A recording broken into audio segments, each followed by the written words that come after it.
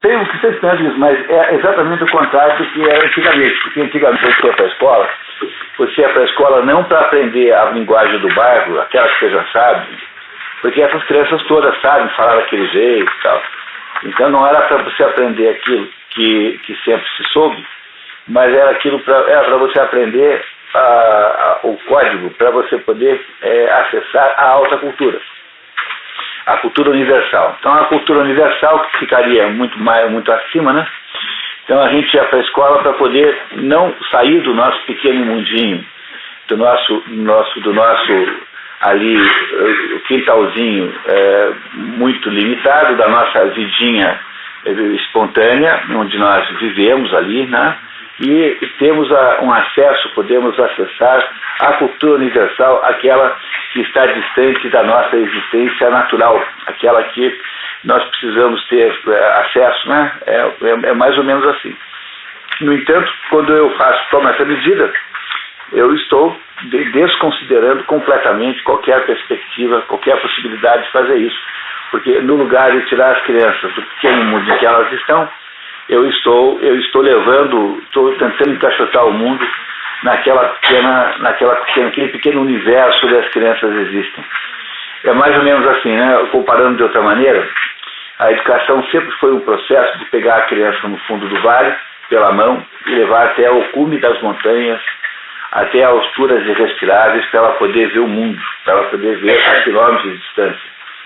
Mas o que acontece agora é que a gente pega os professores e tira da montanha, de que altura, seja de qual for a altura em que eles estejam, e os leva até o fundo das grotas, para que eles possam ver só um pedacinho, só 5 minutinhos na frente, ali, só 5 metros à frente.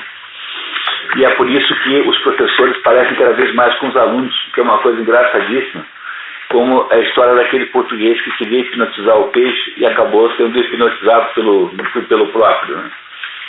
Não sei se vocês percebem que é desse tipo de confusão, esse tipo de confusão que nós estamos tentando aqui resolver, porque uma ideia como essa, de ensinar funk nas escolas, quer dizer, funk é uma cultura de submundo do Rio de Janeiro, é uma cultura, cada baile funk desse sai 5 meninas grávidas, né, na média, entendeu? Ou é um negócio para todo mundo cair na gandaia e imaginar que o mundo vai acabar no dia seguinte, é um negócio completamente irresponsável, é um negócio absolutamente sem sentido. Vocês não deixariam os filhos de vocês frequentarem um negócio desse, se pudessem impedir, né? Certamente não deixariam, pelo menos acho que a maioria, né? Imagino.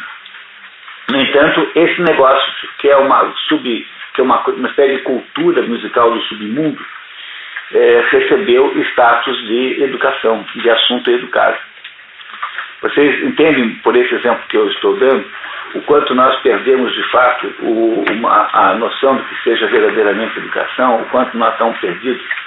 Então, é essa a razão pela qual eu gostaria que a gente entendesse durante esse nosso esforço aqui de 10 reuniões, né, mais ou menos, que teremos ao longo do ano, né, que a gente fizesse, então, essa busca, essa recuperação do verdadeiro sentido da educação, e para isso nós estamos usando aqui como instrumento esse livro aqui, monumental, chamado Paideia, uma obra única na história do pensamento humano, feita por um alemão chamado Werner Jäger, que durante a vida toda escreveu esse livro.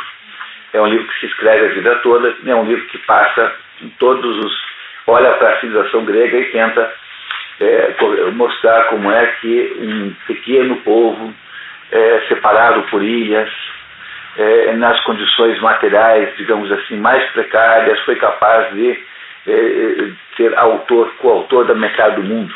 A outra metade do mundo também é feita por uma experiência muito limitada também, que é o judaísmo e o início do cristianismo. E essas coisas pequenas, mais extraordinárias, são a causa da nossa existência, são a razão de nós sermos como somos. O autor Werner Jäger faz então uma série de considerações que a gente tem aqui estudado seletivamente, porque não dá para ler esse livro todo aqui. A gente pode fazer, mas daí vamos ficar uns 10 anos aqui fazendo isso, né? Vai demorar muito, né? Mas como a gente não tem muito tempo, então vai havendo uma seleção de trechos desse livro. Essa seleção é estudada e preparada por um grupo de pessoas que se reúne aqui em Paranavaí, dirigido pela professora Maria Ismênia, e composto por várias pessoas, entre eles o Fábio, que está aqui do lado, que é com quem vocês conversam todo mês, via e-mail. O Fábio faz toda a comunicação entre esse pequeno grupo e o grande grupo, que é esse aqui com o qual estou falando. Além do Fábio, há muitas pessoas envolvidas, algumas delas presentes, há estudantes de pedagogia, e há pessoas associadas aqui à universidade local, à FACIPA, né? A Escola de Pedagogia da FACIPA, que é a Faculdade de Pedagogia local de Paranavaí. E uma vez por mês, então, nós nos encontramos para conversar sobre certos aspectos da cultura grega que podem nos ajudar como pistas. Nós estamos aqui fazendo um trabalho de detetive. Somos todos detetives tentando descobrir onde foi que nós esquecemos a tal da educação, né? Onde foi que no meio do caminho nós a perdemos de vista, onde foi que esquecemos tudo sobre o que possa ser educação e fazemos isso num contexto fora do ensino. O mais importante de tudo é que esse nosso grupo aqui reúne-se fora do sistema de ensino oficial. Ele é apenas um exercício aqui de pessoas de boa vontade para tentar recuperar uma coisa preciosa, esse tesouro chamado educação, que nós perdemos completamente de vista. E achamos hoje, temos a coragem de achar que ensinar a fazer o baile funk é um assunto que a gente deu a fazer, né, para as crianças, né, como se não bastasse todo tipo de influência ruim que ela já tem, não é isso? Então, em vez da gente ensinar às crianças o máximo os mais altos momentos, os mais altos picos da cordilheira da cultura humana, nós estamos lá frequentando com elas os depósitos de lixo. Mas que barbaridade! Vocês não acham que tem alguma coisa errada nisso? Em vez de fazer alpinismo para tentar entender onde é que a cultura humana é capaz de chegar, nós fazemos excursões ao depósito de lixo, ao lixão, que é dar aula de funk. Não, dar aula de funk para alguém é fazer excursão para o lixão, porque é uma coisa assim, mais ou menos equivalente em termos, né, de valor moral, é a mesma coisa, mais ou menos isso. E esse é o nosso esforço aqui. Aos poucos eu imagino que a gente vai entendendo cada vez melhor essa perspectiva que eu estou aqui no centro, mas é preciso sempre que a gente tenha aquele acordo que nós firmamos aqui. Olá, bom dia. Né? E nós tenhamos aquele acordo que nós firmamos aqui, é de que é preciso que vocês sempre, bom dia mesmo, tá? que vocês sempre não deixem passar nada sem entender. Não se trata de concordar, trata-se apenas de entender tudo que está sendo dito aqui pelo Werner Jäger. Eu também reconheço que entender o livro na plenitude precisaria de um grau de conhecimento da cultura grega muito maior do que as pessoas têm de modo geral, mas a explicação das referências que ele faz são da minha responsabilidade. Eu estou aqui para fazer isso. Então eu gostaria que vocês não se acanhassem, não se constrangessem de fazer as perguntas que vocês acharem importantes. Não há pergunta proibida, não é? E a gente vai debatendo aqui tudo que for necessário para entender o que o Werner Jäger está nos contando aqui sobre educação. Que tal? Vocês estão satisfeitos? Vamos lá, podemos começar então? Então hoje a gente, pelo jeito, vai ter um pouco mais de produtividade, né? E o Fábio, é aqui o nosso companheiro, vai então ler o texto que vocês receberam, todos imagino que tenham aí. Nós estamos nesse capítulo, Fábio. Qual o microfone comigo? Também vai? Aqui, acho que é melhor. Tá. Esse microfone é melhor? Ou é a mesma coisa? Bom, então vamos lá. Eu nem sei onde é que nós estamos. Nós estamos na página 150. Que é do resumo de vocês aí, ao terceiro encontro, página 4. A autoformação do indivíduo na poesia jônica eólica. Muito bem. Então, ótimo. Então, eu queria apenas retomar a tese central do livro. A tese central do livro é o seguinte, que a civilização grega, de acordo com o autor, em todos os aspectos que puder imaginar, ela é um projeto educacional. Entendeu? É isso que o Werner Jäger está dizendo, que a própria civilização é um projeto educacional, mas da educação, aí nesse caso, a educação tem um sentido tão específico que ela se chama paideia. Paideia é o nome grego para educação. A palavra paideia vem de paidos. Paidos é a mesma coisa que pedos, né? É a mesma matriz de pedos, de onde vem pedagogia. Pedos é a criança, né? Então, a educação aí é no sentido de formação da criança. Esse é o sentido da palavra paidos. E nas línguas modernas, não tem nenhuma língua que tenha, a educação tem o mesmo sentido, exceto no alemão, que tem uma palavra chamada Bildung. Bildung, em alemão, é o que significa mais ou menos paideia para um grego, que é uma educação, mas mais associada à ideia de formação da pessoa. E formação da pessoa é desenvolver todas as potências que aquela pessoa tem. Não é isso? Quer dizer, não é um adestramento, não é ensinar uma técnica, é desenvolver as potências para que aquela pessoa possa compartilhar dos melhores modelos humanos. Há modelos humanos extraordinários e você pode compartilhar deles se você deixar que essas tendências aflorem dentro de você. Que elas, de alguma maneira, se desenvolvam. Então, a ideia de paideia, a ideia de Bildung, é a ideia de conseguir que uma criança que é uma potência de desenvolvimento, que pode ser, que tem dentro de si extraordinárias potencialidades, possa deixar essas potencialidades acontecerem, aflorarem de alguma maneira. Esse é o conceito de paideia. Então, o Werner Jäger é o único... Foi ele o autor dessa tese, não há outros autores, embora ninguém discorde dele, daquelas situações em que alguém descobre uma coisa e todo mundo concorda automaticamente e ninguém acha que tem que se meter no mesmo assunto porque já está esgotado pelo primeiro autor, né? Então ele esgotou esse assunto. A civilização grega, isso que se chama de civilização grega, que esteve assim, digamos, no auge entre o ano 600 a.C., esteve funcionando, né, até o ano 300 a.C., mais ou menos. Por aí, mais ou menos, né? Eu sei que essas datas são um pouquinho difíceis. Eu sempre digo para os meus alunos que um dos segredos da gente aprender a estudar é aprender a dominar as datas, porque a gente não tem condição de saber tudo quanto é data. Não é isso? Tá? Então a gente não sabe as datas todas. Mas se você soubesse umas 50 datas só, porque a história do mundo conhecida tem só 2.600 anos de idade. O resto para trás é muito remoto. Então, se são só míseros 2.600 anos de idade, quase nada, né? 2.600 não é nada. Não é isso? Bem pouca gente, bem pouco tempo, né? Então, se você souber umas 50 datas aí ao longo desses 2.600 anos, você, de alguma maneira, tem uma ideia de que está perto do quê. Bastaria isso para saber lidar com as datas, porque você não consegue saber todas.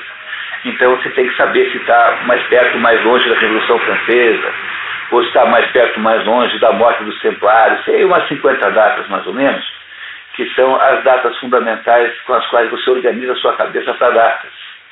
Então veja, o mundo, assim que no ano 600 a.C., uma espécie de barreira histórica, atrás da qual não há muito conhecimento sobre quase nada.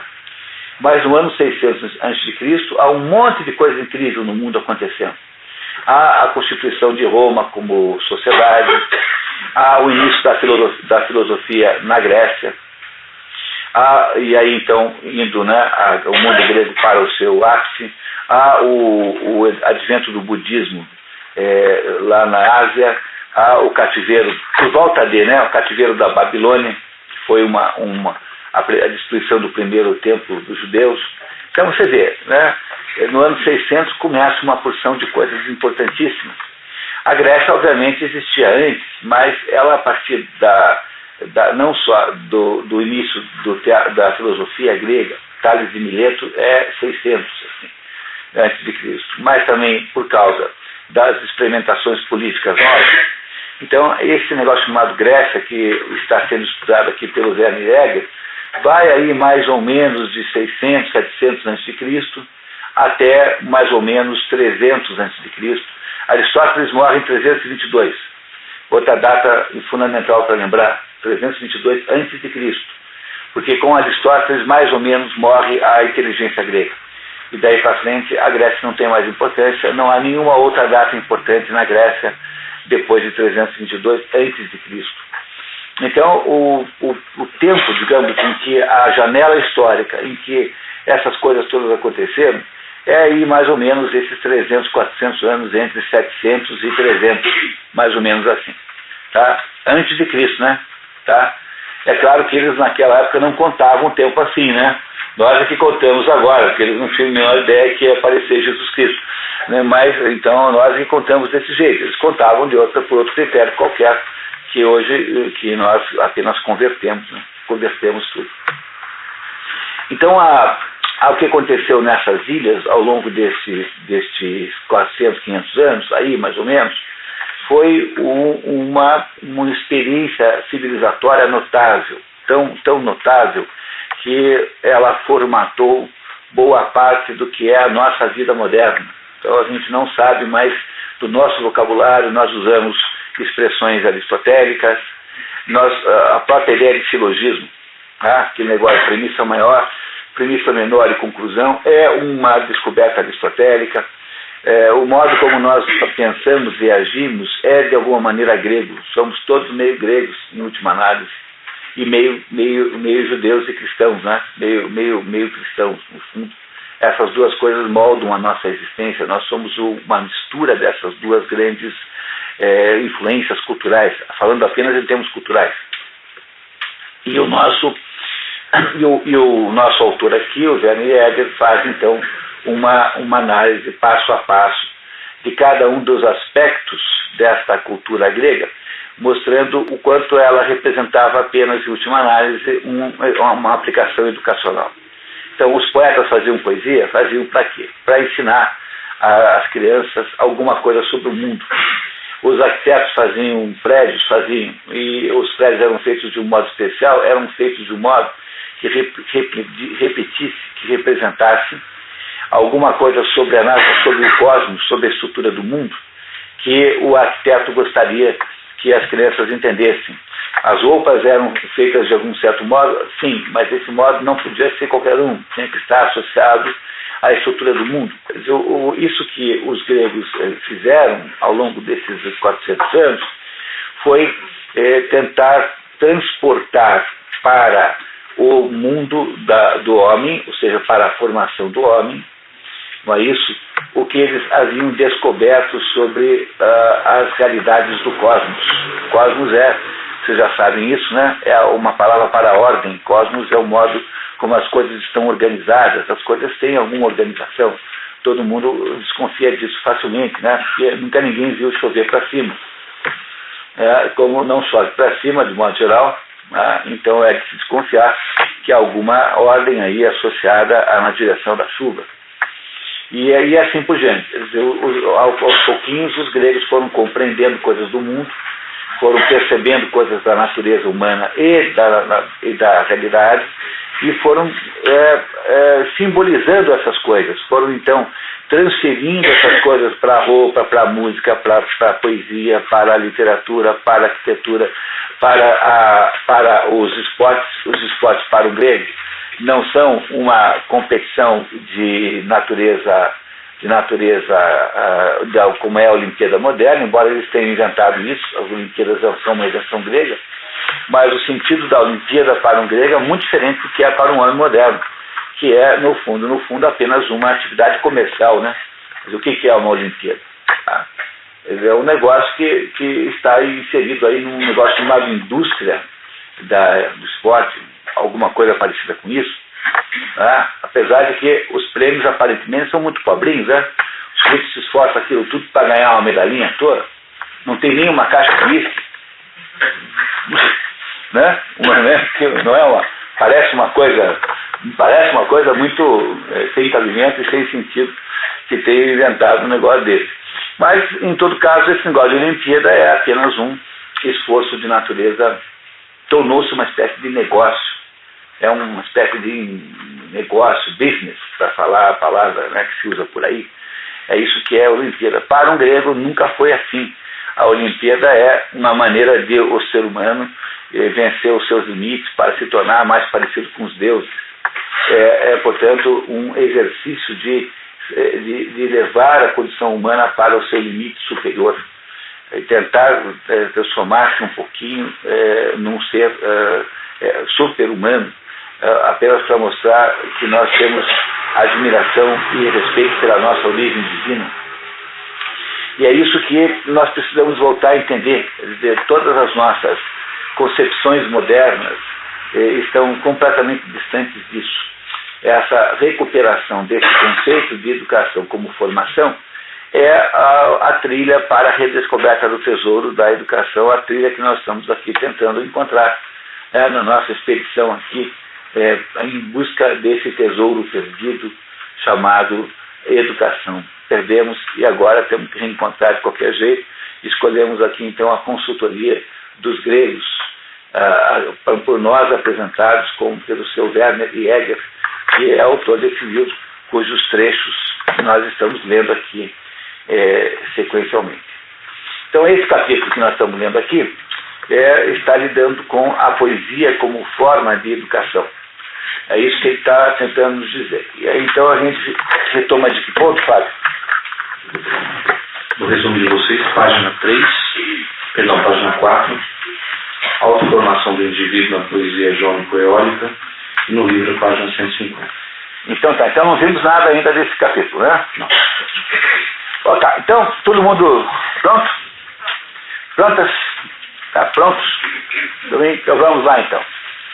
O pensamento e os sentimentos do poeta grego permanecem sempre, mesmo dentro da esfera do eu recentemente descoberta, submetidos de algum modo a uma norma e a um dever ser. Está vendo? Mesmo quando você acha que poesia é apenas uma maneira do eu, né? De contar as minhas misérias, as minhas lamúrias. Hoje em dia a poesia é isso, né? A poesia você escreve quando você está chateada com a vida, não é? Então, confessem aqui, quando vocês fazem poesia, todas aqui devem fazer, você faz assim no momento de angústia, no momento de chateação, no momento de infelicidade. Então, a poesia para um ser humano moderno, ela é uma espécie de interlocutor de tristeza. Né? Quase sempre é isso, né? Você está falando com alguém, fala lá com a poesia, ou seja no seu diário, ou não seja no seu diário. Então, toda a poesia moderna é personalista. Não só a poesia, toda a arte moderna é assim, toda, sem exceção. Eu sou pintor e estou lá fico o tempo todo lá, fazendo coisas lá associadas às minhas inquietações pessoais e tal. E essa ideia, embora seja universal e comum no mundo moderno, não é assim que se fazia antigamente, porque diz aqui o Werner Jäger, né? A poesia está associada a um dever ser, quer dizer, está associada a alguma coisa que transcende as suas pequenas lamúrias. Veja, quanto mais você transcender as suas pequenas lamúrias, mais universal é a arte que você faz. Então veja o caso, por exemplo, dos maiores escritores brasileiros. Se você pegar assim, por algum critério, digamos assim, você pode dizer que o Cruz de Souza foi o maior poeta, que o Lima Barreto e o Machado de Assis foram os dois maiores romancistas. O que é que eles têm em comum? Os três são pretos. E por serem da virada do século XIX e século XVIII, estão associados ainda à escravidão, porque nenhum dos três foi escravo, mas eles eram filhos de escravos, ou netos de escravos, ou semi-escravos, enfim, tinham lá vinculações com a escravatura. Se esses três literatos brasileiros tivessem escrito livros para ficar reclamando disso, ai, como eu sou infeliz, que desgraça, que é a minha vida, eu sou uma desgraça, quando me perseguiram, me escravizaram. Então, hoje a gente não saberia nem mesmo que eles tinham existido, porque acharíamos aquilo assim simpático, porque afinal de contas uma reclamação justa e tal, mas nós não teríamos a menor ideia de que aquela gente existiu. Mas por que nós sabemos que esses três existem? Porque no lugar de ficarem reclamando da sua pequena desgraça, da sua pequena, média ou grande desgraça, seja como for, escreveram livros contando coisas, falando de coisas que são comuns a todos os seres humanos. Vocês entenderam isso? Como é fundamental entender isso? Quando Machado de Assis escreve a história de Quincas Borba ou de sei lá, de Brás Cubas, né, ou do Bentinho da Capitu, ele não está falando, ele quando descreve lá a situação do Bentinho da Capitu, ele não está reclamando de ter sido traído pela mulher. Não é um livro de reclamação para que ele está contando as suas desgraças. Ele está falando da condição humana possível a qualquer pessoa, quer dizer, do fato das relações amorosas não serem garantidamente fiéis durante a vida toda, que é uma coisa que atinge toda a humanidade. Então, por que é que o Machado de Assis é um escritor enorme? Porque ele não é um escritor lamuriento, não é um sujeito que fica se queixando da vida e apenas chorando as suas pequenas desgraças. E ele, então, abandona a preocupação com o seu pequeno mundo de desgraças e vai falar de um mundo muito maior, que tem uma característica universal e que, portanto, interessa e sensibiliza todos os seres humanos. Entenderam isso? Onde é que tem uma diferença fundamental entre o conceito de poesia moderna e o conceito de poesia grega? Então, essa coisa do poeta que chora as suas mágoas, tal, não que isso não tenha alguma beleza, até tem uma certa graça, tal, mas fica uma coisa muito pessoal, individual, e aí a gente não consegue transformar isso num processo verdadeiramente transferível para os outros. E essa universalidade da condição humana é necessária para que a arte tenha valor para os outros. Porque eu posso muito bem ler uma história triste de alguém que se lamenta, sentir uma certa solidariedade, uma certa empatia, sobretudo se aconteceu comigo alguma coisa parecida com o que aconteceu com aquela pessoa, mas eu estarei apenas compartilhando uma emoção. Entenderam? Aquela emoção eu compartilho. E é a mesma coisa que quando você ouve uma música comovente, uma música romântica, tal, todo mundo ouve aquilo e se compartilha. Mas aquela música, porque ela só permitiu que você pudesse compartilhar um pouco de emoção, ela não é verdadeiramente cultura humana no sentido grande da palavra, porque uma emoção eu não consigo ensinar a ninguém. Aristóteles dizia que as emoções não são conhecimento, a vida sensitiva, qualquer espécie de sensação, tudo aquilo que vem das sensações não são igual a conhecimento.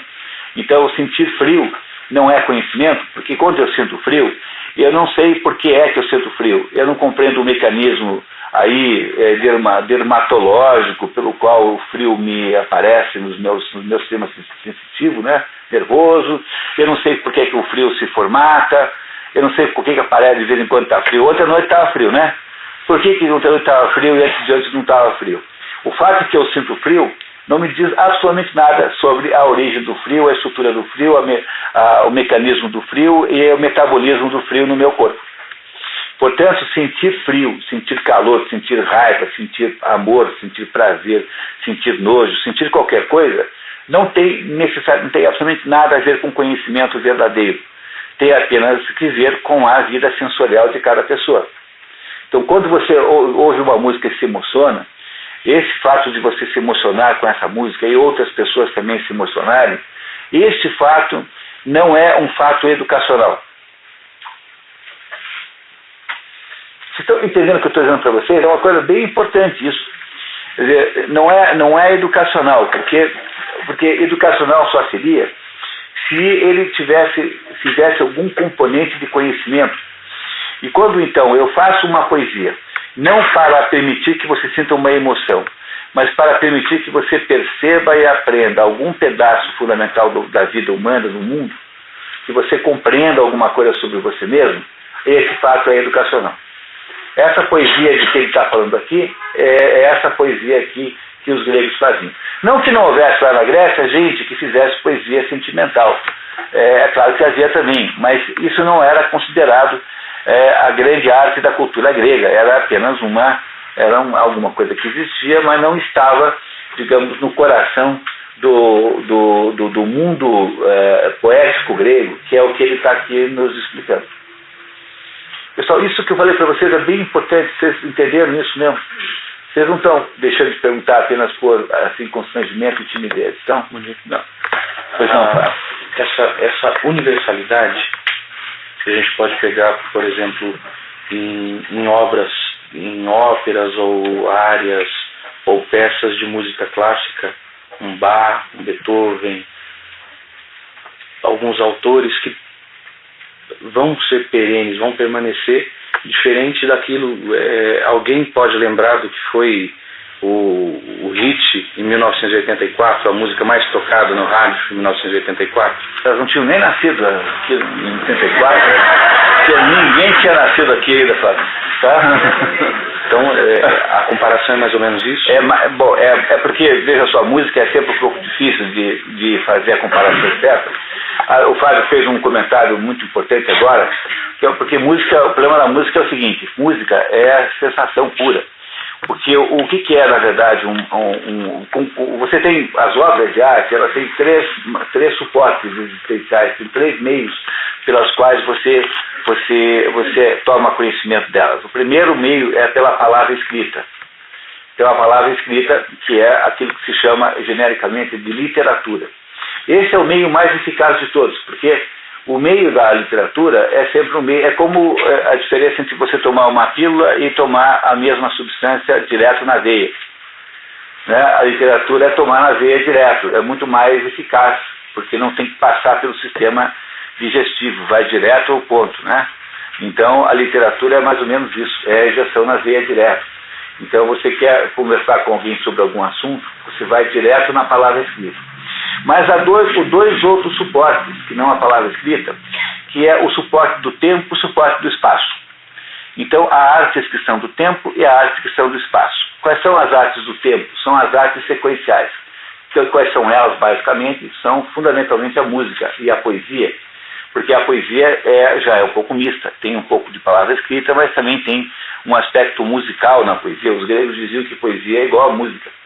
Então a poesia tem também, historicamente, um aspecto musical, ela tem uma sequência harmônica.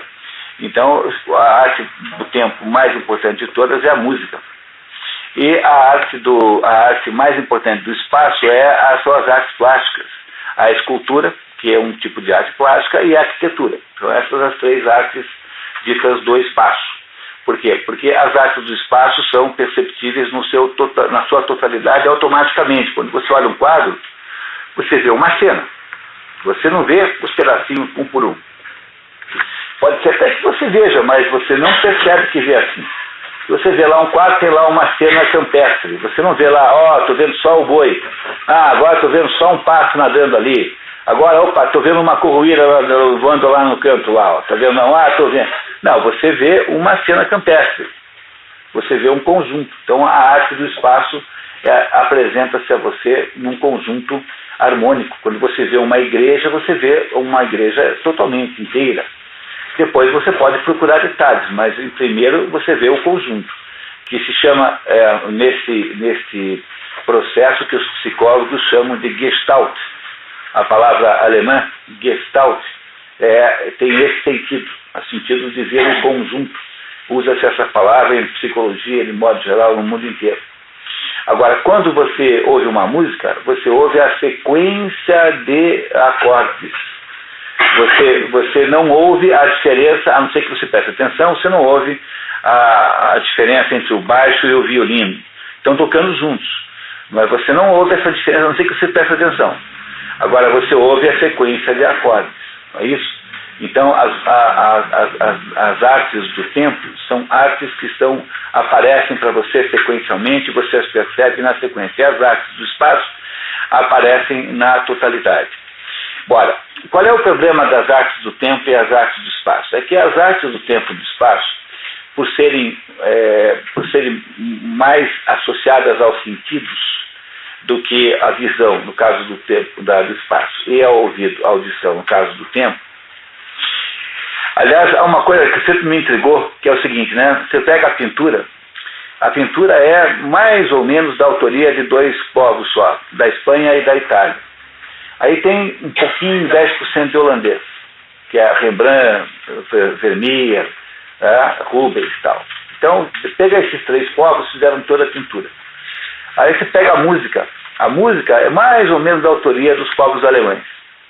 Então você pega aí essa sequência de autores, quer dizer, pega Bach, Handel, que são barrocos, depois pega no período clássico Mozart e Haydn, depois pega na transição Beethoven, depois no romântico pega Brahms, Bruckner, pega Wagner. Você tem 90% da música. 90% da música erudita foi escrita por uns alemães, sejam austríacos, sejam, enfim, o que for.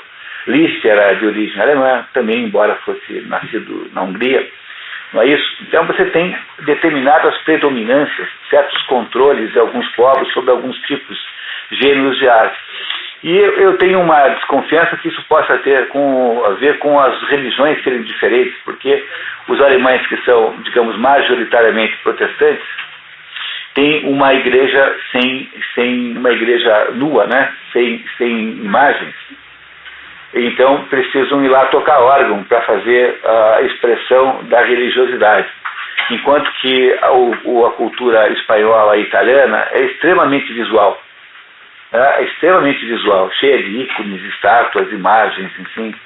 Então aí você expressa a religiosidade pelo processo visual e não pelo processo auditivo. Eu não tenho certeza se é essa a explicação, mas eu tenho uma desconfiança enorme que pode ser por aí a pista para entender porque é que há essa diferença e concentração de autorias muito grande entre esses dois tipos de arte assim, que eu estou citando, né? Então o problema é que a palavra escrita é sempre mais direta e objetiva. Você fala e todo mundo mais ou menos entende. Tanto é que eu venho aqui dar aula e não canto para vocês ouvirem. Então vocês não estão me ouvindo cantar aqui para dizer a mesma coisa e nem pintar quadros aqui tentando interpretar o que eu quero dizer, porque seriam maneiras muito mais difíceis de comunicar com vocês. Não seriam? E sobretudo se fosse cantoria, seria assim, perto do insuportável. Garantidamente seria perto do insuportável. Então não dá para... Por que a palavra escrita, a palavra é melhor instrumento? Porque eu consigo, pela organização das palavras, tentar encontrar as formas mais precisas de dizer uma ideia para vocês. Aí, se vocês levantarem a mão e disserem, olha, eu não entendi o que eu vou fazer, eu vou procurar um outro conjunto de palavras, eu vou reorganizar a ideia numa outra formatação para saber se eu consigo ter mais sucesso da segunda vez. Não é assim que faz? É isso que sempre acontece, né? Vocês fazem isso com os alunos de vocês também. Não é? Agora, quando eu estou falando das artes do tempo e as artes do espaço, exceto quando essas artes são mistas, por exemplo, pega a ópera. Ópera é um negócio que mistura tudo, porque tem uma história, tem música, tem cenografia, tem balé, então ela é mistura de teatro com dança, com literatura e com música. A ópera é o gênero musical mais amplo que há, mais completo que há. Então, quando é assim, é mais fácil. Mas quando é música pura, digamos, música orquestrada, a Quinta Sinfonia de Beethoven. Então, a Quinta Sinfonia de Beethoven, o problema da Quinta Sinfonia de Beethoven é que ela é como todo tipo de arte, na poesia, na pintura é mais fácil, porque eu sempre posso contar uma história quando eu pinto. É claro que quando é pintura abstrata não tem história, mas eu posso sempre contar uma história. Então pega um dos quadros mais famosos do mundo, As Meninas de Velázquez, que é um quadro que representa ali tem toda a descrição do que é a vida real espanhola no tempo de Velázquez, século XVII, 1600 alguma coisa, ou seja, no tempo do esplendor civilizatório espanhol, né? No momento mais alto da história, o Mediterrâneo no tempo de Filipe II, digamos assim. Então, o problema é que essas artes que não têm uma história, que como a música e como a pintura abstrata, por exemplo, elas são mais difíceis de entender, de gerar esse conhecimento de que eu estou falando, porque elas são, como dizia o Benedetto Croce, né? O Benedetto Croce foi um filósofo de estética, né? Ele dizia assim, que que as artes plásticas são a expressão de uma impressão. E essa explicação, pessoal, é preciosa, viu? Eu passei a minha vida tentando arrumar uma melhor, até agora não consegui. A arte é uma expressão de uma impressão. Então, o que é um pintor? Um pintor, olha, como acontece comigo, né? Tem lá uma pessoa que eu estou pintando. Daí o primeiro problema é que a pessoa fala, não dá para tirar aqui essa rugazinha que tem aqui, e você vai sair essa ruga. Eu falo assim, pera aí, mas eu não vou pintar você como você, porque não é uma fotografia. Eu não vou fazer uma fotografia, porque para fazer fotografia tem um negócio muito melhor que eu, que é a máquina Kodak. Entendeu? Entendeu? Não sei se ainda tem máquina Kodak, mas sei lá, seja como for. Né? Quer dizer, para fazer fotografia tem coisa melhor do que um pintor. O que o pintor faz é olhar para aquela pessoa que está ali, deixar-se impressionar por ela, ou seja, sentir alguma coisa ao ver aquela pessoa, interpretar sentimentalmente, emocionalmente aquilo e expressar o que está sentindo no quadro. Entenderam que quadro não é fotografia? Uma vez o pintor Matisse, francês, fez uma exposição e pintou uma mulher de verde. Aí chegou uma pessoa que estava lá observando a exposição e falou assim, mas pintor, mas mestre, essa mulher é verde. Daí ele falou assim, mas isso aí não é uma mulher, isso é um quadro. Compreenderam como funciona no ambiente da arte? Então aquilo que está lá pintado não é uma mulher, é um quadro.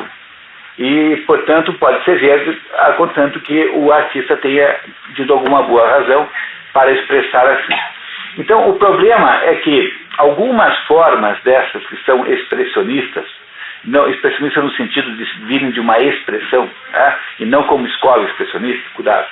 Tá? Então, algumas dessas realizações artísticas, que não são a palavra escrita, mas são uma arte do tempo ou do espaço, que são a expressão de uma impressão que alguém teve sobre algum assunto, ela tem, às vezes, a capacidade de produzir uma espécie de síntese, uma síntese sobre o mundo, que é capaz de ser duradoura.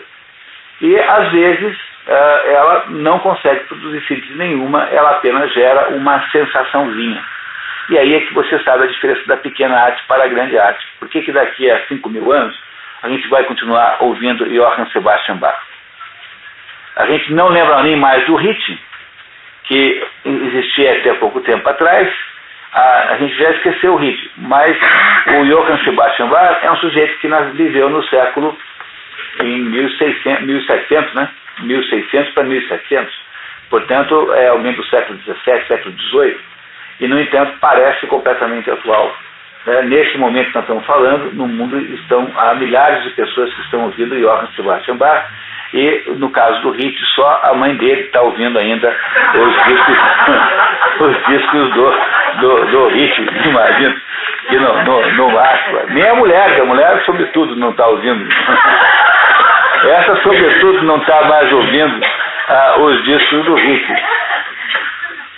Então, o problema é esse, né? O problema é que, no caso das artes que não têm palavras, nas artes que não contam uma história, como é o caso da pintura e da música, o processo é mais difícil. Veja, na sexta-feira à noite, aqui no dia anterior ao encontro com vocês, aqui esse programa que é organizado aqui pelo CODEP, com patrocínio do SESI, chamado Expedições pelo Mundo da Cultura.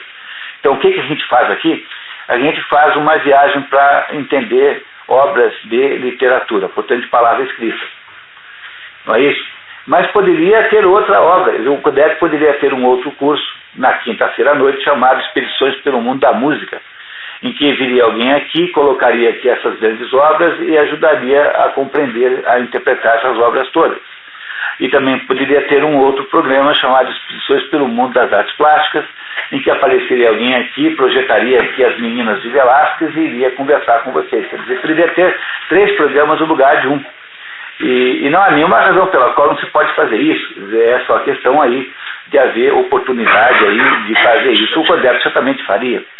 Mas há sempre 3 províncias. Diga aí. Convenceu o professor Bonita a mudar para Mas que música não seria comigo, né? Pintura, eu sou mais um pintor, assim, do que propriamente um teórico, sabe? Eu não saberia, não seria eu, talvez, a pessoa para fazer, mas há aqui em Paranavaí, seguramente, competência local aí abandonada e esquecida, da qual vocês poderiam lançar a mão. Porque uma das coisas importantes que uma entidade como o CODET acaba fazendo, ele acaba sendo assim um para-raio de talento. Compreenderam? Quer dizer, todos os talentos da região acabam mais ou menos fluindo para se encontrar, porque há um ditado francês que diz assim: qui se rassemble, s'assemble. Quem se parece, se encontra. Não é isso? Entendeu? Então precisa de ver, quando é um bar de chato, todos os chatos da cidade vão naquele mesmo bar separado. Né? Mas nunca falha, entendeu? Se começa 2 ou 3 chatos a frequentar o mesmo boteco, de repente não tem chato que não é a maior quantidade de chato por metro quadrado do mundo. Né? Sempre assim. Então, me parece que o que vai acontecendo ao longo dessa experiência que o CODET é uma experiência de articulação comunitária, isso que é o CODET, né? Ele articula comunitariamente. Ele vai sendo capaz de atrair pessoas talentosas para si próprio, na medida em que ele continuar, por exemplo, fazendo atividades educacionais, que é o assunto que a professora Maria Ismênia coordena dentro do CODET, né? Ele vai, aos pouquinhos, sendo capaz de atrair o melhor as melhores pessoas de educação da região de Paranavaí acabam confluindo e acabam convergindo para as atividades que ele vai organizando. Mas vocês compreendem isso, então, que é mais fácil de saber, de sim fazer essa distinção quando a palavra escrita está presente, porque quando ela não está presente, há uma certa abstração que é preciso, então, de alguma outra técnica para poder descobrir. Mas aqui no nosso esforço, nós não temos nem nada contra essas outras coisas, né? Mas no nosso esforço aqui, nós estamos olhando aqui para aquilo que o Werner Jäger traz, né? E então ele vai nos ajudar agora a compreender isso um pouquinho melhor no âmbito da poesia. Poesia é uma mistura do quê? De palavra escrita com arte do tempo, porque a poesia é musical. Tanto é que o primeiro fluxo para ler poesia é que poesia a gente lê em voz alta, saboreando as palavras. Poesia não se lê em voz baixa, não se lê silenciosamente. Poesia tem que ser saboreado, né? Tem que ser saboreado, tem que ser lido sentindo o sabor das palavras. Nunca mais escrito que uma vez fui ler uma poesia em latim e havia lá uma poesia de Ovídio que ele descrevia a água batendo num rochedo e a água fazia assim, fluctus. A gente ouvia o mar quando ele falava da água batendo no rochedo, a gente ouvia o mar. Poesia é música para os gregos, né? É claro que no mundo moderno tem um monte de gente que acha que não e faz uma porção de coisas esquisitas só para tentar contrapor essa tese. O Bruno Tolentino, que foi um dos maiores poetas brasileiros, morreu agora há um ano mais ou menos, dizia que aquelas coisas do Haroldo de Campos, etc., não são poesias, são palavras cruzadas. Apenas a título de implicando. Tinha uma certa razão. Eu admito que o velho Bruno Tolentino tinha alguma razão nisso. Que tal? Vamos lá então, pessoal? Temos alguma dúvida ainda? Muito bem. Então, olha, façam por favor, hein, pessoal. Qualquer dúvida, perguntem. Sejam homens.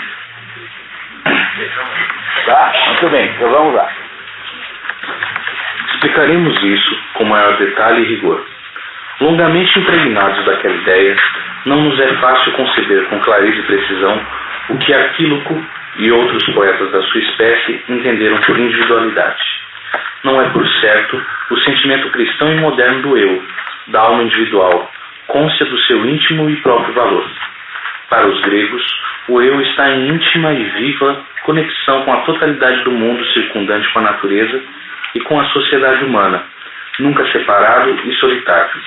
Só cuidado aqui não fazer uma interpretação de que é o eu aqui, eu sou um pitafilgo, eu sou não sei o quê, entendeu? Isso não é essa bobice de de ecologia e tal, entendeu? Não é, quer dizer, o eu aqui, a ideia de que o homem, de alguma maneira, pertence ao ciclo cósmico, né? E isso pode ter consequências trágicas também, porque tudo que existe na natureza, de alguma maneira, sofre e morre. Então, pode também significar um processo de uma espécie de símbolo da tragédia da existência humana, que, afinal, não é, a gente sempre vai perdendo a luta, né? Eu sempre acho que quem não acredita nisso é muito fácil. Acho que não é o caso da maioria de vocês, mas para quem já tem uma certa, é só olhar a sua fotografia 20 anos antes, para ver como a gente vai mais ou menos perdendo a briga, né? Sempre, né? Então isso é também entender-se dentro do ciclo da natureza, ver-se, né, como também sendo parte da natureza, que também nós somos, né? Mas não somos só isso. Né? Quem tinha razão era Platão, que dizia que nós somos intermediários entre os animais e os anjos. Então nós temos um pé em cada mundo, não esquecer jamais isso. Se a gente esquece isso, a gente aí sim perde completamente o rumo da vida. Não pode esquecer de modo nenhum essa dualidade, essa ambiguidade, essa tensão fundamental da vida humana. A vida humana é caracterizada, se vocês puderem vir ver o Gênesis daqui a 20 dias, na sexta-feira anterior ao nosso reunião aqui, vocês vão entender o que eu estou dizendo com precisão, vamos pegar o Gênesis e vamos interpretar linha por linha, até mesmo para você chegar à conclusão de que aquelas aparentes contradições que tem no Gênesis não são contradições, porque, né, começa assim, né? Deus faz a luz, mas o sol só nasce no terceiro dia. Não parece contraditório? Pois a Eva não é a primeira mulher. Antes de haver a Eva, existia lá uma outra mulher, está lá escrito na Bíblia, não sei o que estou dizendo. E essa outra mulher é uma mulher mítica. Depois a gente vai entender melhor no próximo encontro, mas os judeus, os cabalistas, chamam de Lilith, que é, aliás, a padroeira das feministas, que seria a mulher que não teria se deixado submeter ao poder do homem. Acho tão engraçado isso, nenhuma se deixa submeter ao poder do homem. E acham que é só a Lilith. Não tem, né, acho absolutamente sem cabimento esse argumento. No final, todas são assim, em última análise, para provar apenas que a primeira mulher não é a Eva, mas que as atuais são descendentes todas dessa outra aí, né, sem dúvida nenhuma. Né? Bom, mas vamos lá, continuamos. As manifestações da individualidade nunca são exclusivamente subjetivas.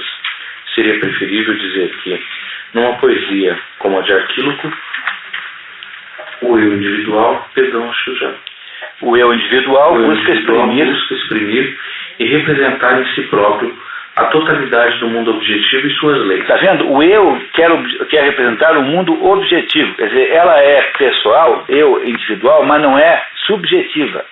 Quer dizer, o que é ser subjetiva? É você subordinar o mundo aos seus problemas pessoais. O que o homem moderno faz é pegar o mundo todo e dizer assim, o mundo não está de acordo com o meu gosto, porque eu queria que fosse assim e não está. Então, o mundo atual é aquilo que Ortega y Gasset chama de criança mimada. Quer dizer, o homem moderno é um sujeito mimado que pensa que o mundo está à sua disposição e que o mundo deveria estar a seu serviço. E, portanto, toda vez que o mundo reage e resiste contra as suas vontades, o sujeito fica, então, com essas crises existenciais terríveis, porque, afinal de contas, o mundo fez o que bem entendeu e não obedeceu ao que você gostaria que fosse. Mas a ideia do eu para um grego não é essa mesma ideia. Não é uma ideia de um subjetivismo desse tipo, mas é uma espécie de objetivismo. Não é subjetivismo, mas é objetividade. Ele vai explicar agora melhor.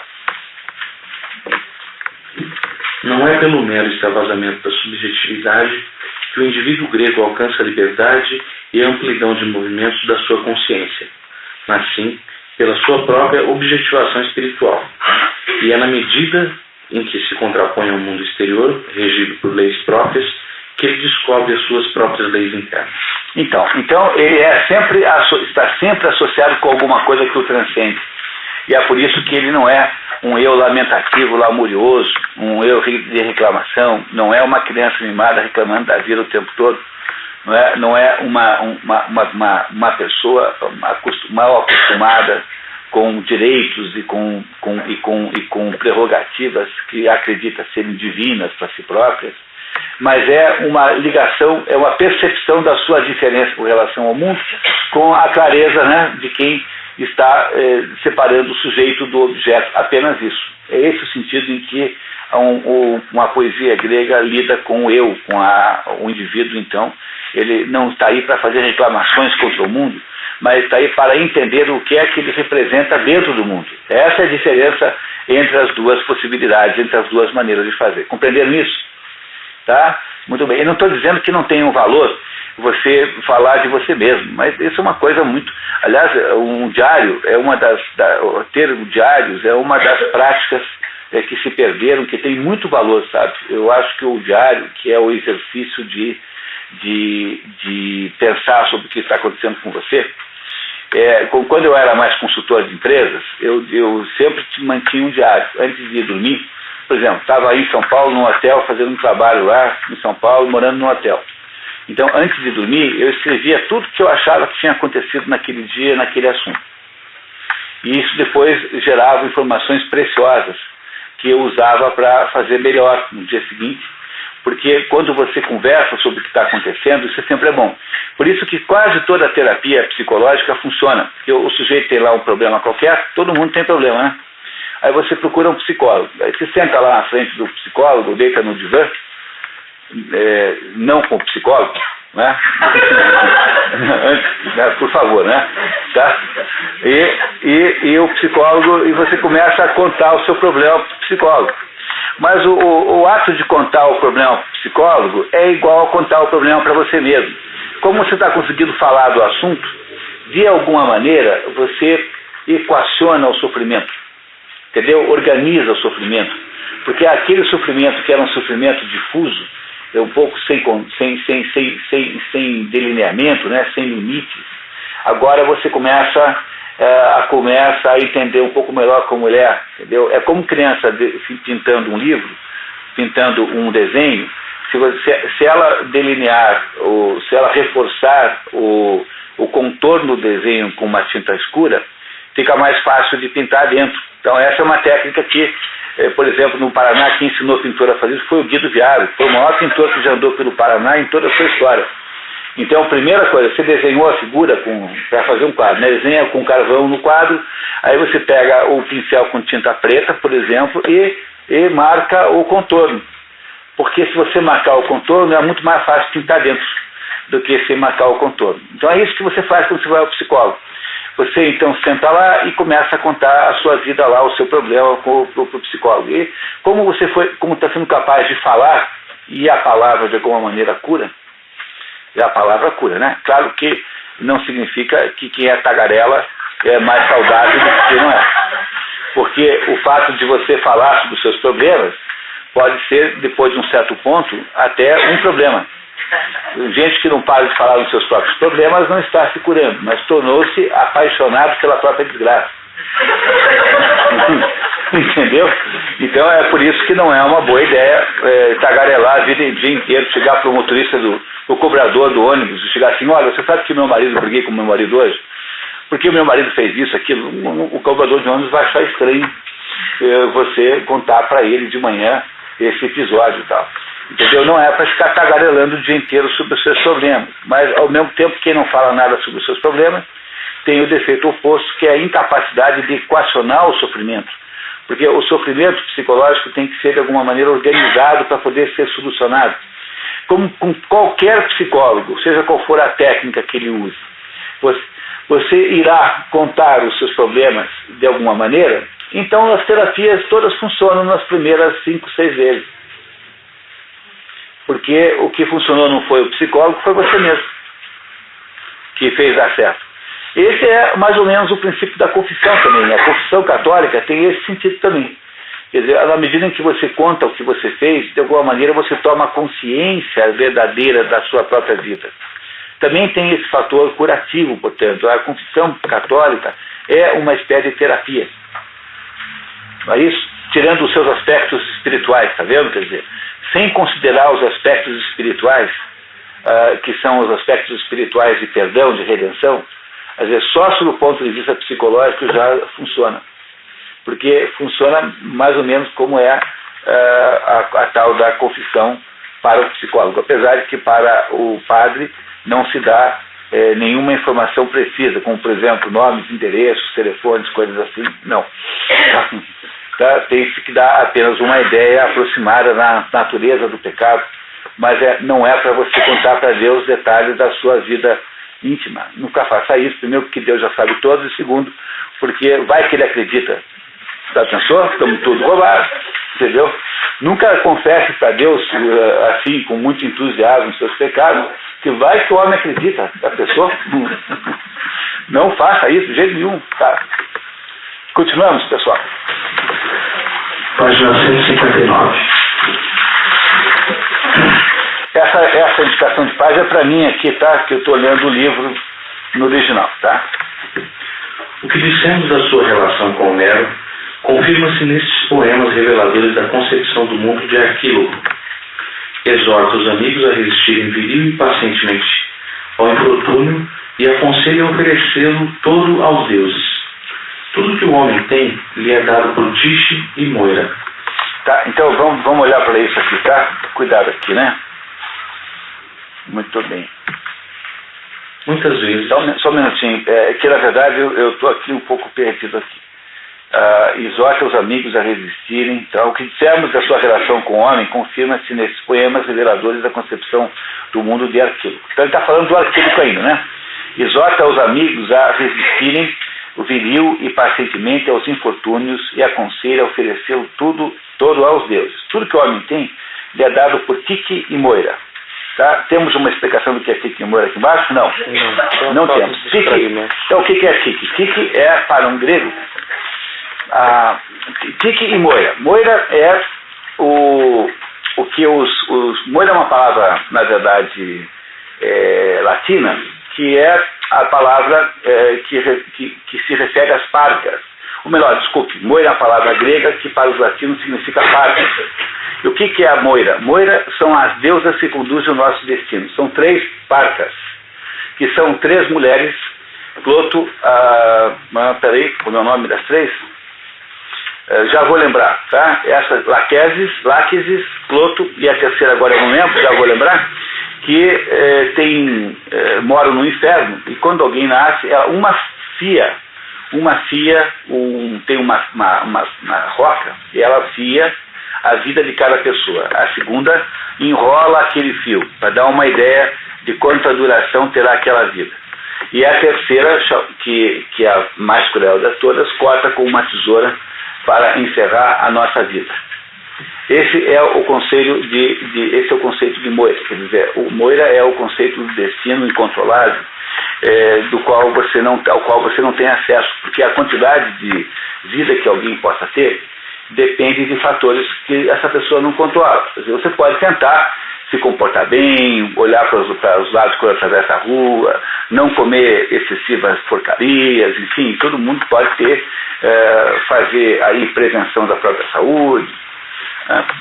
Mulheres sabem melhor do que homens isso. Uma vez eu fiz uma consultoria no laboratório de análises clínicas e a proporção de exames clínicos entre homens e mulheres 2/3 dos exames são feitos para mulheres e 1/3 só para homens. Então as mulheres têm muito mais preocupação com a saúde, né? No entanto, seja como for, seja qual for a duração da nossa vida, a nossa vida um dia irá acabar. Um dia a nossa vida acaba e a nossa vida é sempre precária.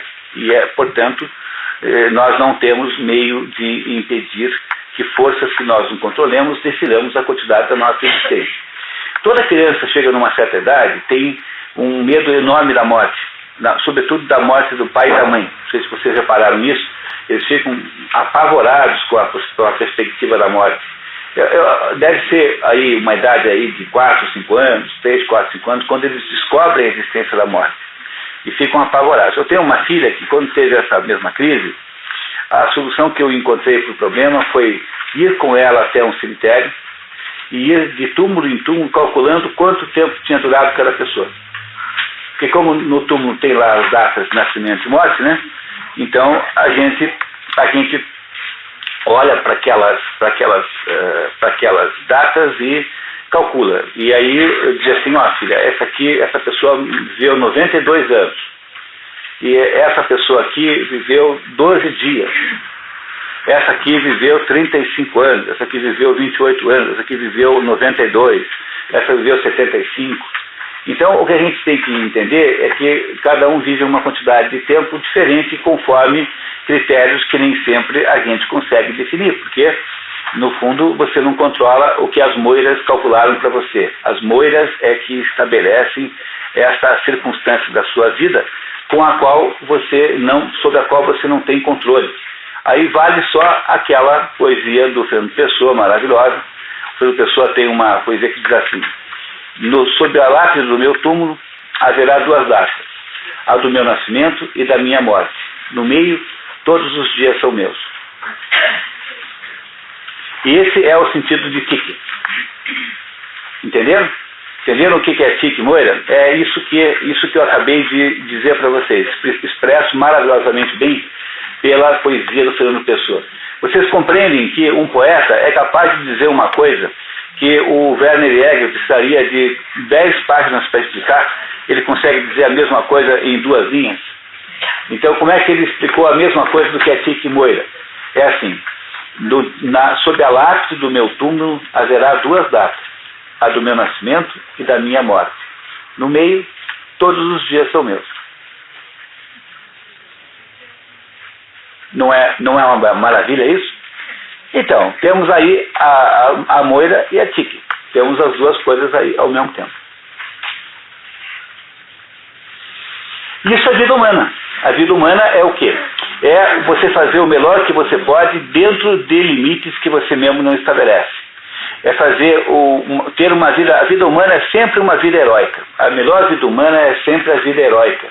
Quer dizer, é fazer o máximo que você pode, mesmo estando submetido a forças tão grandes, tão poderosas, tão maiores que você nem mesmo consegue entender como é que elas funcionam. É a vida humana em última análise. É uma espécie de ato de heroísmo. E aí quando nós nos parecemos com os deuses, é por isso que fomos postos aqui, para nos parecermos um pouquinho com os deuses, para sermos um pouquinho heróicos. Porque é desse heroísmozinho aí que nós seremos recompensados aí pelo olhar de Deus. É muito pouquinho perante o que Deus é capaz de fazer, mas para a nossa pequenez é uma coisa extraordinária. Tá certo, pessoal? Tá claro isso? Então tá. Faltou eu ainda lembrar da última parte, né? Cloto, látis e... Como é o nome da outra parte? Meu Deus. Eu lembro, daqui a pouquinho falo para vocês, tá? Vamos lá. Muitas vezes, a divindade eleva subitamente o homem, esmagado pelo infortúnio, ou atira de escantilhão o que está firmemente em pé. Tá vendo?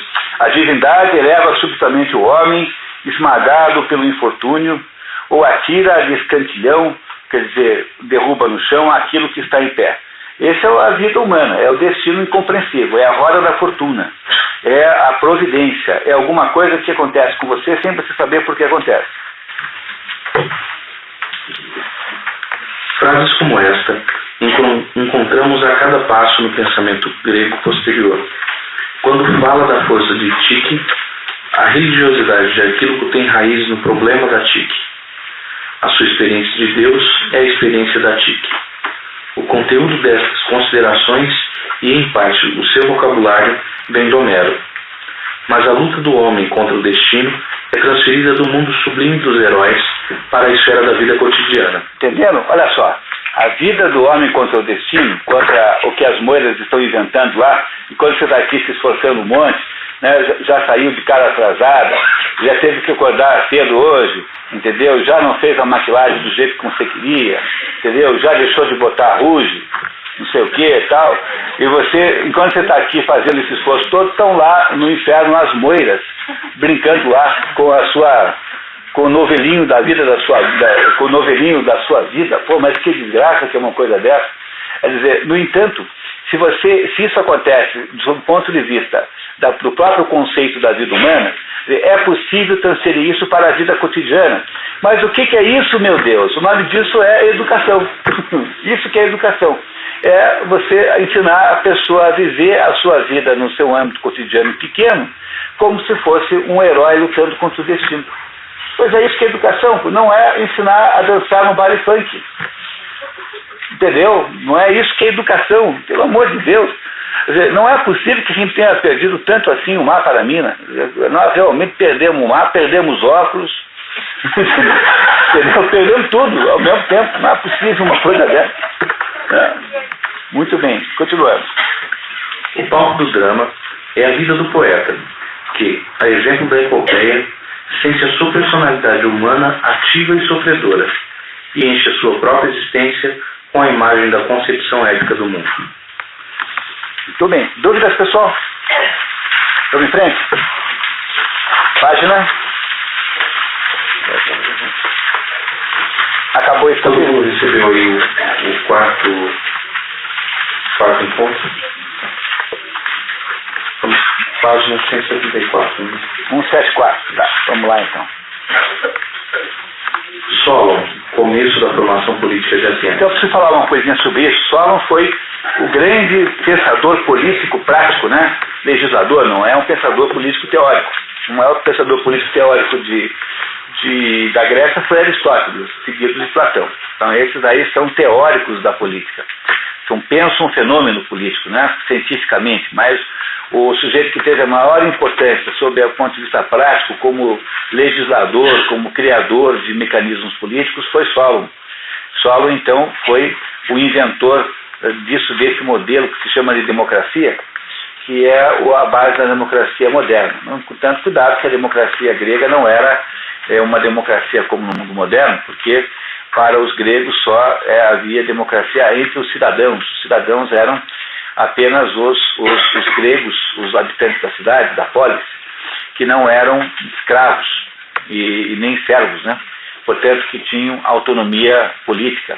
Então, ele sempre foi, de alguma maneira, uma democracia meio de elite, né? Não é isso?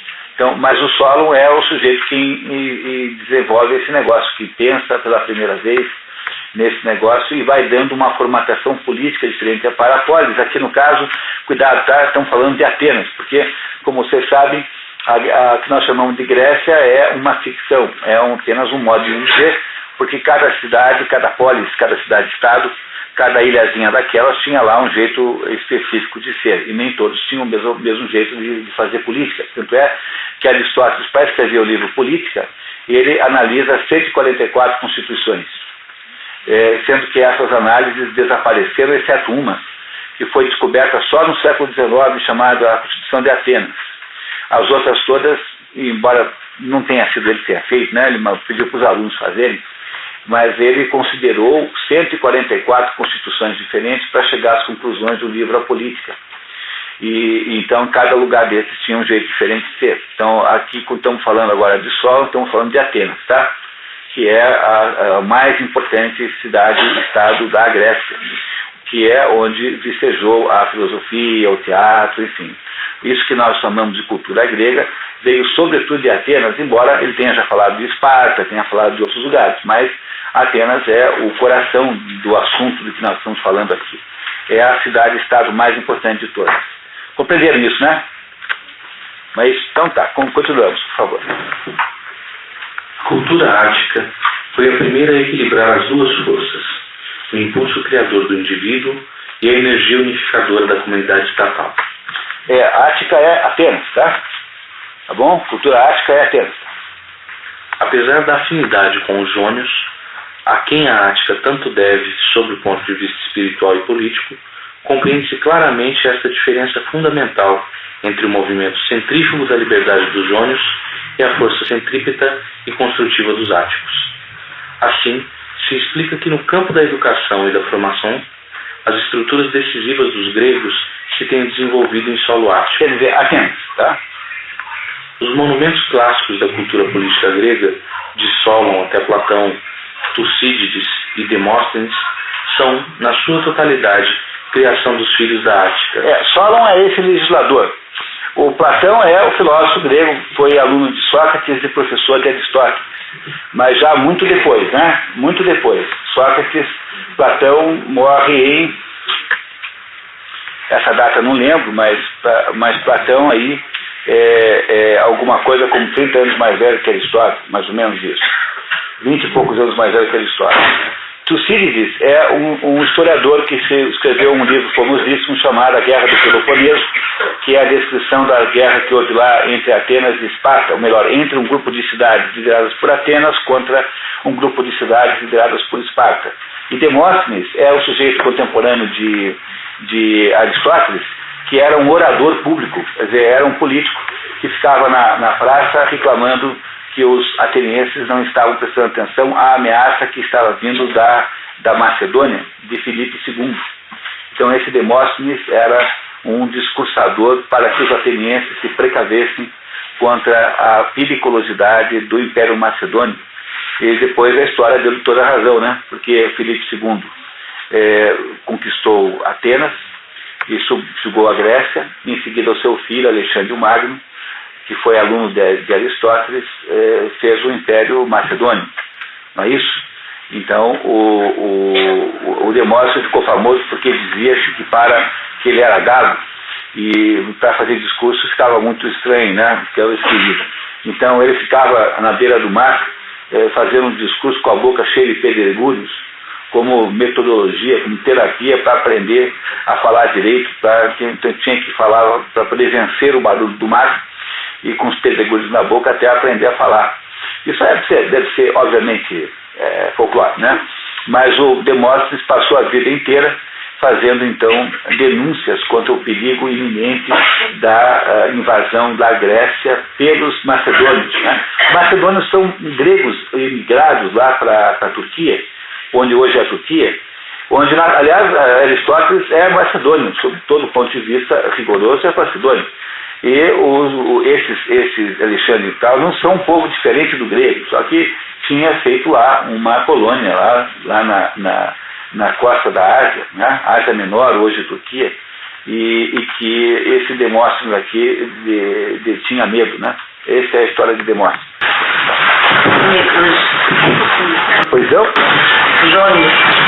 Jônios a Jônia é outra região da Grécia. Então a Ática é uma região da qual Atenas é a mais importante cidade e a Jônia é uma outra região. No mapa assim eu nem sei dizer exatamente onde é, mas é uma região, outra região que tinha outras cidades. Tá? Então são apenas referências geográficas àquele conjunto de ilhas ali. A Jônia e a Ática são lugares diferentes. Continuamos, pessoal. Só poderiam surgir onde um poderoso sentido das exigências da vida comunitária subordinasse todas as outras formas da vida espiritual e, não obstante, pudesse vinculá-las à própria intimidade. Quer dizer, vincular a vida pessoal e secreta de cada pessoa. Então ele vai explicar, bom, não vai porque a gente vai pular agora aqui esse pedaço, né? E vai para o próximo item, 178. Né? Também Solon fundamenta a sua crença política na força de Dick, cuja imagem descreve com visível coloração isiótica. Então vamos entender o que é isso aqui. O que é Dick? Dick é um conceito grego de justiça. Dick é justiça. Mas não é justiça no sentido aí do fórum, é justiça no sentido cósmico. Tá? Então é como se o cosmos todo fosse organizado por um princípio de justiça. Então quando a gente pensa que é injustiçado na vida, essa nossa impressão de injustiça seria uma negação da existência da Dick, né? Porque se você olha para o mundo e diz assim, pô, nesse mundo só tem injustiça, então você pensa assim, não, mas não pode ser constituído por justiça esse mundo. Um cristão, eles não são cristãos aqui, mas um cristão acha que o mundo é constituído pelo princípio da justiça. Porque Deus faz o mundo, o melhor dos mundos, como diz Leibniz, né? Por que esse mundo é esse e não é outro qualquer? Né? Por que o mundo é assim e não é outro? Leibniz, que é um filósofo alemão do século XVI, queria responder essa pergunta. Ele chega à conclusão, porque Deus achou que esse era o melhor deles. Então, para Deus, sob o ponto de vista cristão, esse mundo tem que ter algum cabimento, senão ele não teria sido feito. Mas para um grego, que não tem nenhuma ideia do que seja cristianismo, eles veem a mesma ideia no conceito de Dick. Dick é o conceito de justiça cósmica.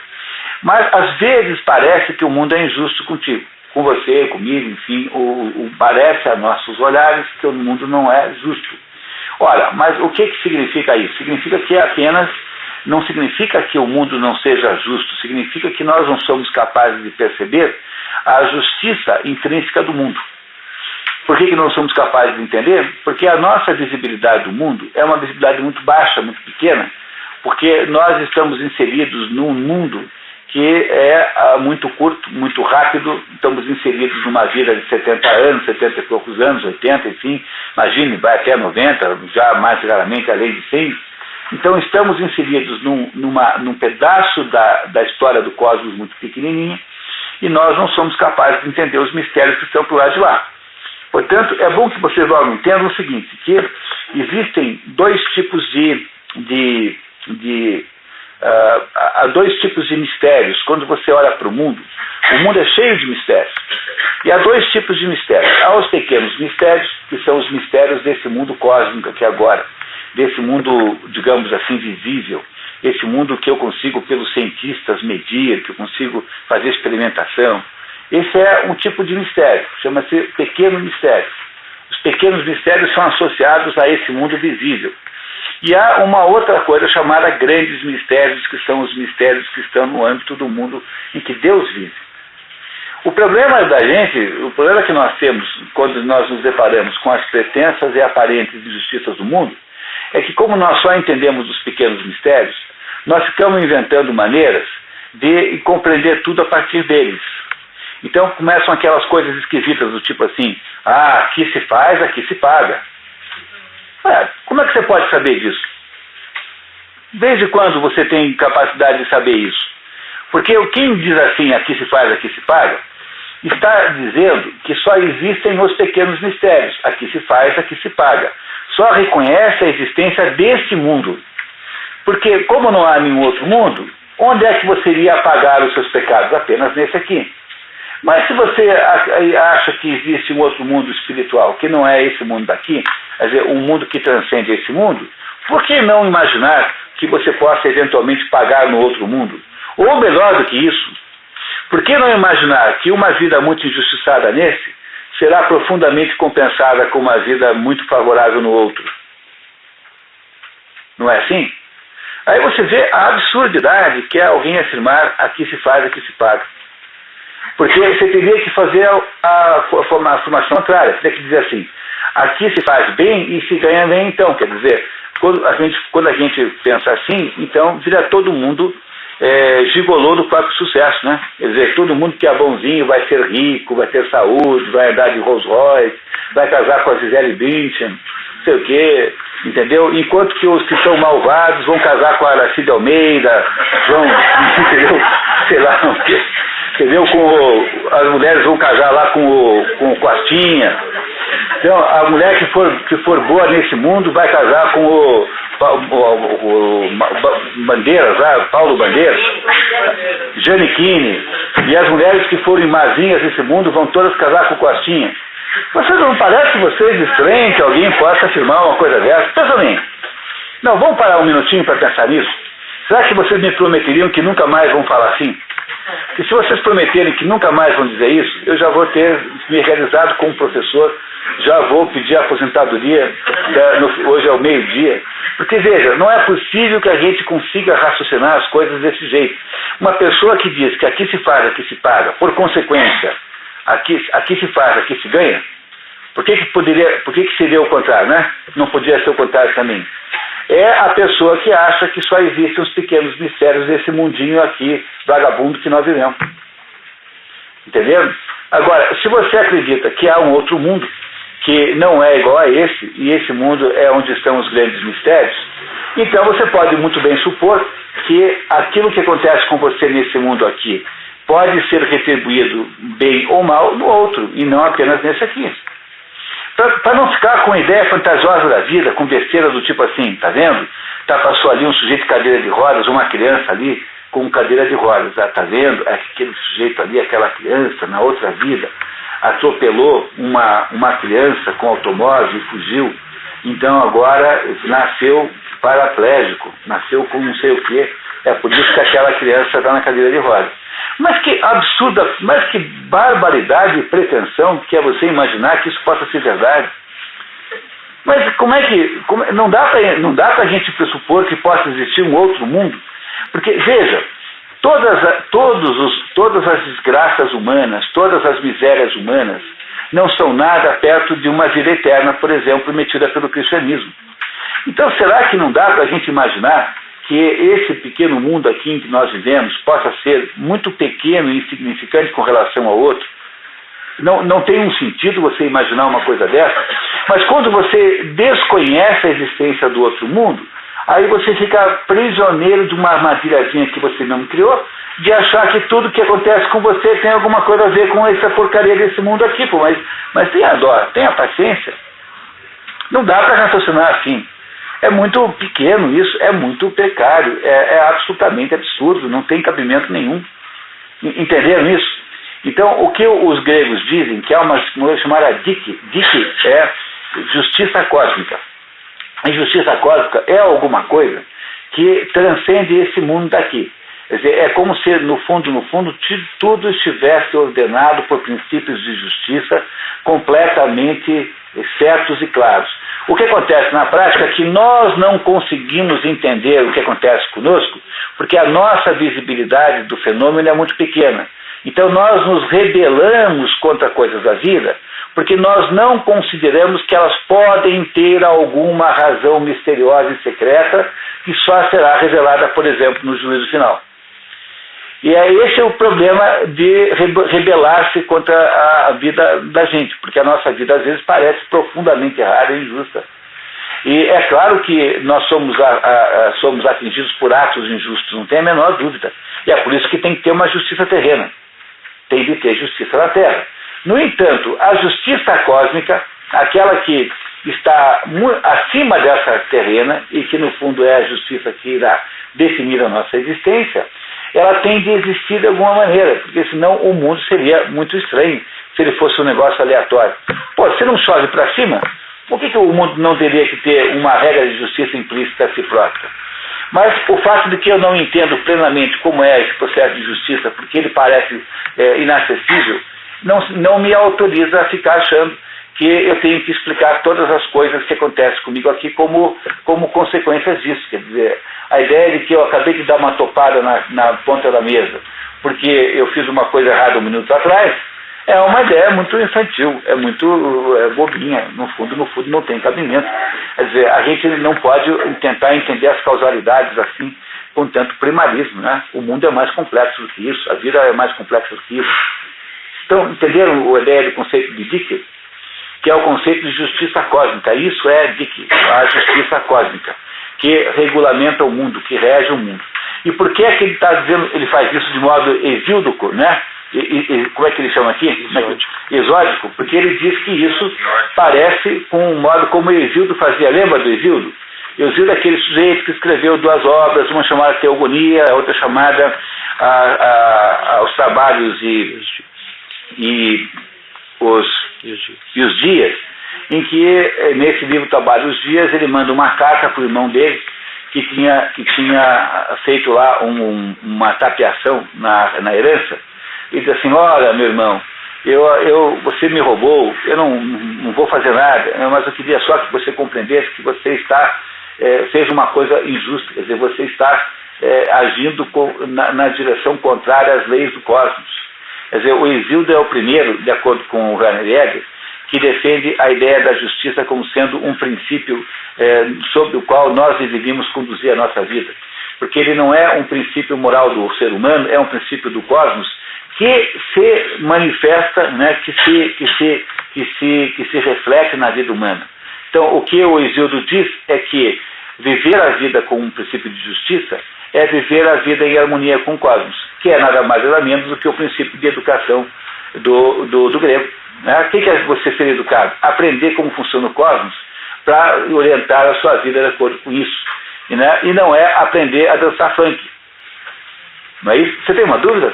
Tá? Pois não. Quando você vai que a gente tem costume de falar que isso faz resultado, mas como que a gente vai, vamos supor, eu já dizia em relação relação a você ensinar para as crianças, ou até eu ter sido ensinado, que toda ação tem uma reação.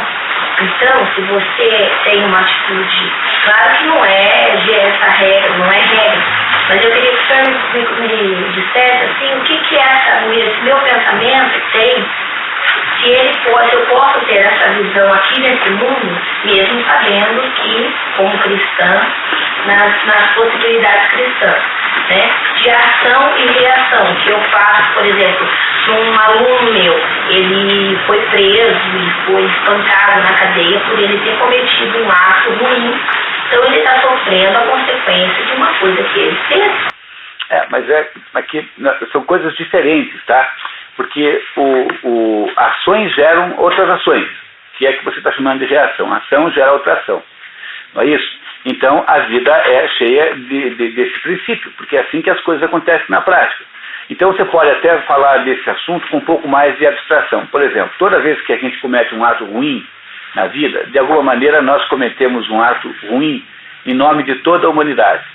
E todas as vezes que nós cometemos um ato bom, toda a humanidade, de alguma maneira, cometeu um ato bom. Então, esse é o princípio daquele conceito de karma, que os hindus têm, que é a ideia de que karma é uma espécie de coleção de atos passados. Quando você nasceu, você recebeu um conjunto de karma, um conjunto de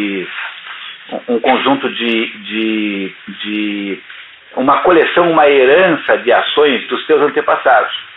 A sua obrigação agora é tentar melhorar o aspecto geral dessa coleção. Como é que você faz isso? Você tem que fazer os melhores atos possíveis para que os atos ruins que possam ter sido feitos pelos seus antepassados possam de alguma maneira ser compensados. Isso é uma coisa, tá? A outra coisa é que existe um mistério fundamental sobre a justiça da vida, que é o que está além dessa problemática, porque esta é um mecanismo que está presente no cosmos. Mas e como é que a gente pode saber que essa é a lei de Deus, que esse é o critério de justiça de Deus? Nós não podemos saber que isso é assim. O que você está me dizendo é que o cosmos funciona com um princípio de ações que geram outras ações, é verdade. Mas e como é que a gente vai julgar a justiça geral da vida a não ser por um critério que não é o nosso, que é um critério que é divino? O sujeito passou a vida inteira fazendo coisas erradas, não é? Não é isso? Não foi espancado por ninguém. Não acontece também? Então como é que agora a gente explica isso? Então eu posso dizer para você o seguinte, que essas ações erradas que ele fez estragaram o futuro dos seus sucessores. Por quê? Porque as ações erradas e desonestas que ele cometeu, é um sujeito que é um traficante de droga e que passou a vida destruindo a vida dos outros traficando droga. O que ele fez? Os seus sucessores irão receber quando nascerem, e que os seus sucessores também irão receber essa carga psíquica chamada karma, e irão ter uma vida com esse peso, mas eles também têm o direito de melhorar isso. Quer dizer, todo mundo tem livre-arbítrio para dizer assim, bom, já que o meu avô foi um traficante de droga, então agora eu vou ser alguém que vou fazer tudo certo para ver se eu melhoro um pouquinho isso. A história que conta para você isso é a dos irmãos Karamazov, que é uma família meio amaldiçoada e que é salva no final pelo Alyosha Karamazov, que é um jovem Karamazov que consegue reverter o destino da família, sendo o contrário do que todo mundo era. Tá? Claro que esse livro é mais complicado que isso, mas essa é uma das conclusões fundamentais de Karamazov. Mas, às vezes, a gente não sabe. Veja, aquela pessoa que fez o ato, embora ela tenha produzido um karma negativo para a sua própria família, ela não foi, em princípio, aqui na vida justiçada. Ela não foi justiçada por algum processo humano, algum processo jurídico, algum processo do destino na Terra. Por quê? Porque ela morreu, você não sabe onde ela foi. Bom, se eu não acredito num mundo transcendental a esse mundo aqui, se eu só acredito que existe só esse mundo, o que eu tenho que inventar? Eu tenho que inventar uma doutrina espiritista qualquer e dizer assim, não, esse sujeito vai voltar e vai ser drogado, porque ele vai ter que sofrer agora tudo que ele fez para os outros. Então ele vai ser drogado, ele vai sofrer muito, vai pegar AIDS porque usou a seringa infectada, vai ficar lá morrendo no hospital, não é isso? Pois é, mas isso é uma pressuposição que só se faz quando eu não consigo perceber e não consigo entrever a existência de um outro mundo mais importante do que esse, que é o mundo que transcende, onde existe a justiça de Deus.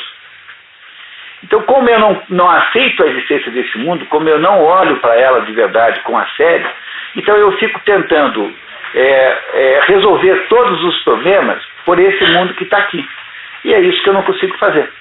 Porque isso não é legítimo. Porque eu, de fato, não posso saber que é assim. Todas as tradições antigas diziam que havia mistérios insondáveis. Quer dizer, a justiça de Deus é uma justiça que só Deus sabe qual é.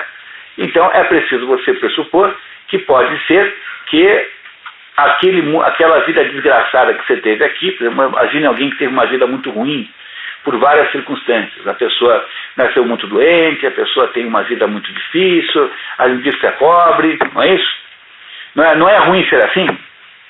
Eu já descobri na minha vida que é muito melhor ser rico com saúde do que pobre doente. Parece bom, Fábio? Então, vejo que essa é uma afirmação de profundidade extraordinária. Não é? É muito melhor ser rico com saúde do que pobre doente, né? Não é? Então uma pessoa pobre doente, imagine uma pessoa com uma vida completamente miserável, completamente ruim, completamente inadequada, uma pessoa doente desde o primeiro minuto, criança pobre, doente, com todos os problemas da vida. Imagine essa menina que morreu agora com 1 ano e 8 meses sem cérebro. Ela, a anencefala, que morreu agora com 1 ano, viveu 1 ano e 8 meses. Essa criança passou a vida inteira, eu não sei se ela teve uma vida ruim, não sei, mas imagine uma pessoa que tem uma doença grave desde o primeiro dia de vida e passa a vida inteira lutando contra isso. Bom, qual é a solução que eu vou dar para o problema? Se existe ou há justiça ou não há. Se não há justiça no mundo, não há justiça no cosmos, então não tem problema nenhum. Pronto, deu a loteria errada, essa criatura morreu e ao ter morrido ficou melhor só por ter morrido. Né? Não é isso? Mas se existe uma justiça cósmica, eu tenho que perguntar assim, bom, essa justiça acontece em que nível de justiça? Se eu só acredito na existência desse mundo aqui, então eu vou dizer assim, não, agora ela vai nascer de novo e vai ser filha do Bill Gates.